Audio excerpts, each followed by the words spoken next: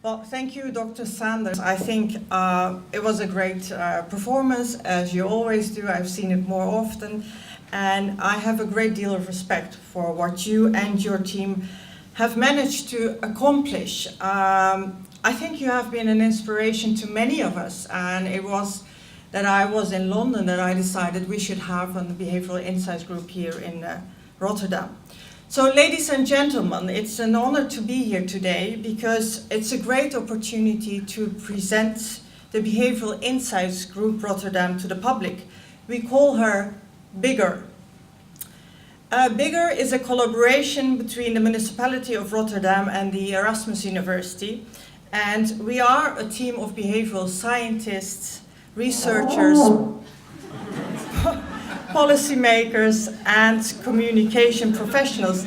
That was the elephant, as you hear. Our aim is to make a positive change in this city by combining insights from science, governance and the civil service and the public.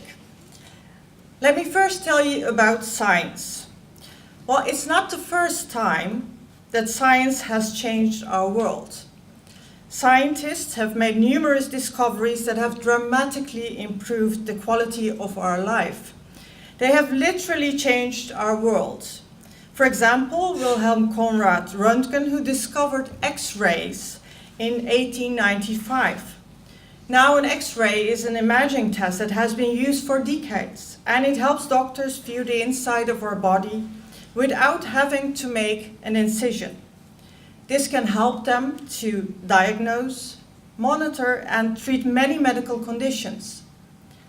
We cannot imagine a hospital without it. As a scientist working side by side with the municipal health authority in this city, I always give the example of the 19th century England and John Snow.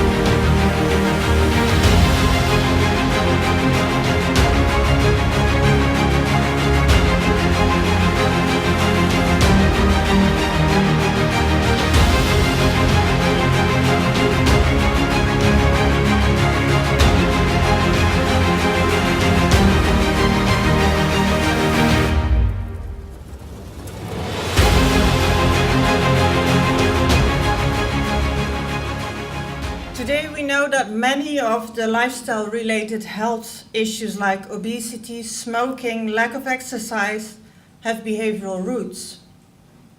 The challenge is to better understand behavior by looking further than just the obvious.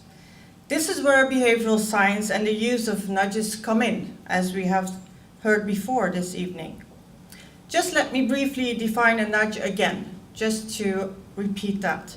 A nudge is any aspect of the choice architecture that alters people's behavior in a predictable way without forbidding any options or significantly changing their economic incentives. To count as a mere nudge, the intervention must be easy and cheap to avoid.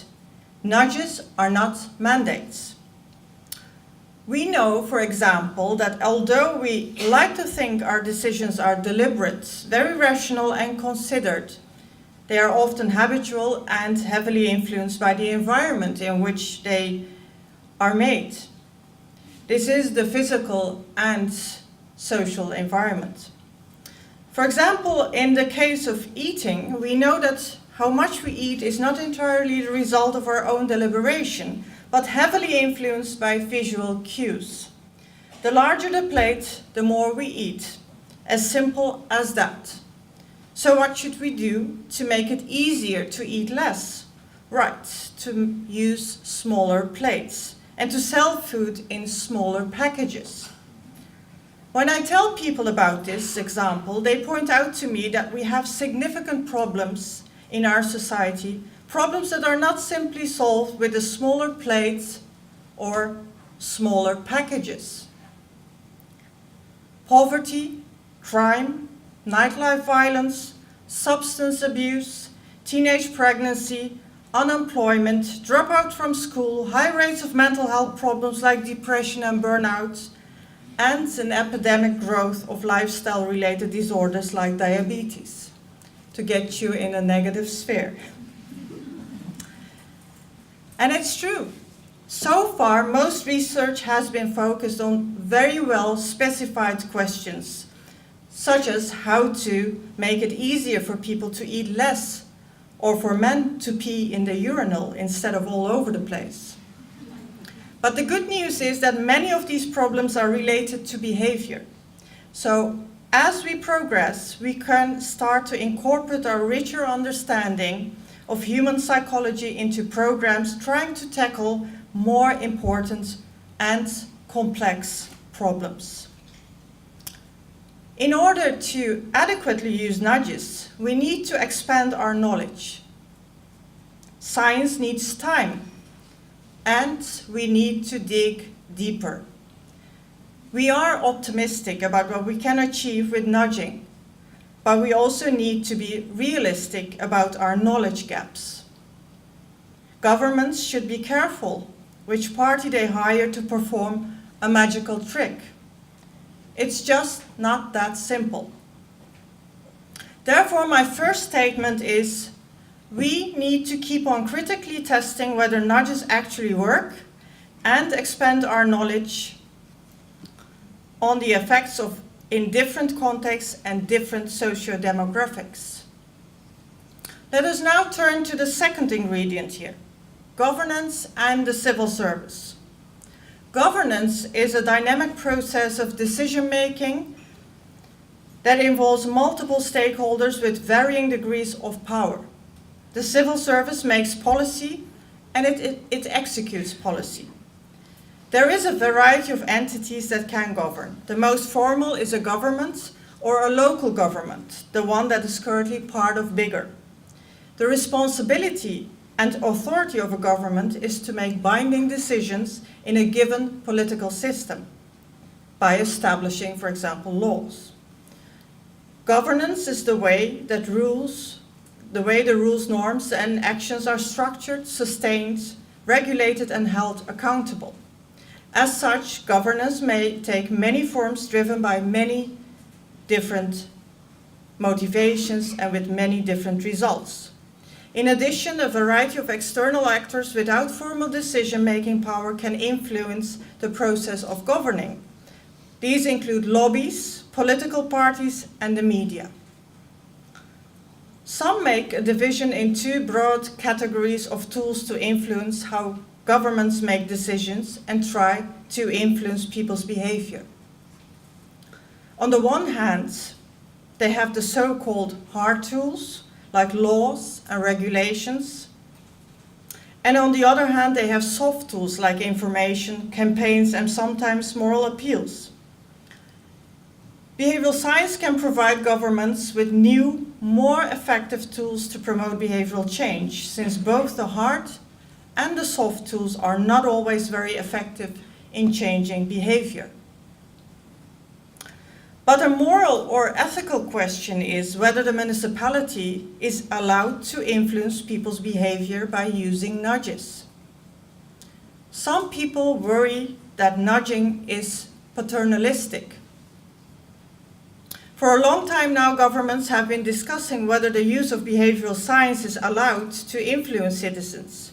In the commercial sector, this knowledge has been used regularly for years to influence choices of consumers. In 2014, the Scientific Council for Government Policy made the report Developing Knowledge of Behavioral Policies. In this report, the Council concluded that behavioral sciences and knowledge can contribute to a better policy crafting. The government responded positively to this advice. In many policy areas, there are opportunities for better utilization of behavioral scientific knowledge. The municipality of Rotterdam is the first local government that has set up a fully fledged team following the good example of BIT UK. So is it paternalistic? A concern with nudging is that some find it an illusion of free choice. They argue that nudging is presented as if people can choose, but the choice architecture limits the choice. I think it's a personal or ideological judgment, but it's certainly an illusion to think that there is a design-free world. You have to organize the city anyhow, so why not do it thoughtfully, in a way that encourages, for example, healthier and environmental conscious choices? And does the government not hold responsibility here? And is that paternalistic? And if so, is that a bad thing?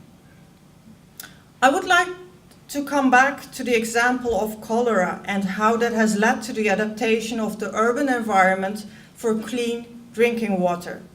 So you may still choose to drink water from a water well, but obtaining clean water has become so easy that it is the only logical choice. Also, an important notion here is, shouldn't we differentiate between when nudging is in service of public interest and when it's not?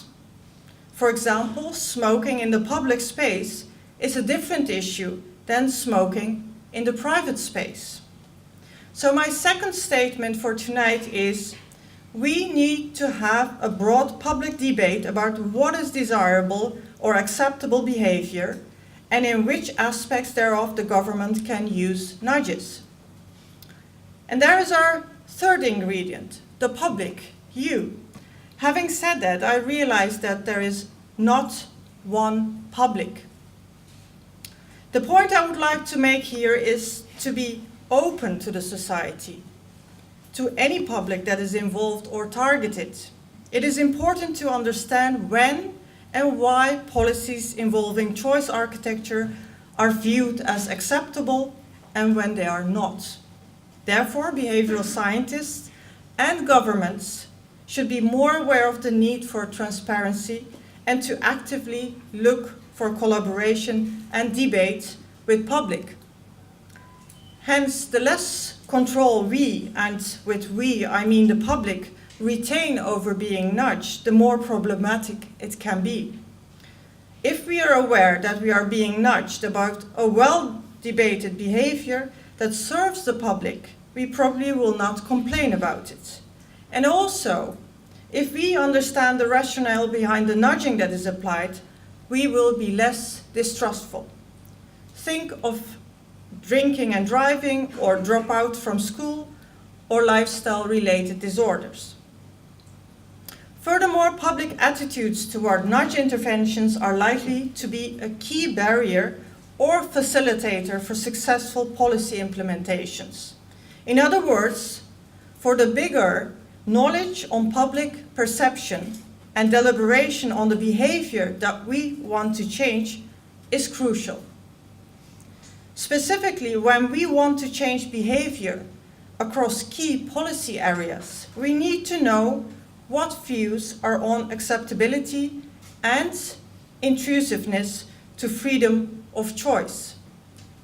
It keeps also a check on the government and behavioral scientists in a collaboration like the bigger. And here I come to my final statement. Bigger or comparable entities should organize and consult a behavioral ethics committee with lay people, ethicists and scientists before implementing a behavioral intervention. So, ladies and gentlemen, to conclude, I see a fruitful collaboration between science, government and the public in bigger in order to make a positive change in this city. The key to serve the public cause here is to be aware of the fact that science needs time and that we have not found the magic bullet yet, and to be transparent about the goals and the rationale behind the interventions that we plan with bigger, and finally to organize our own platform to discuss our planned interventions.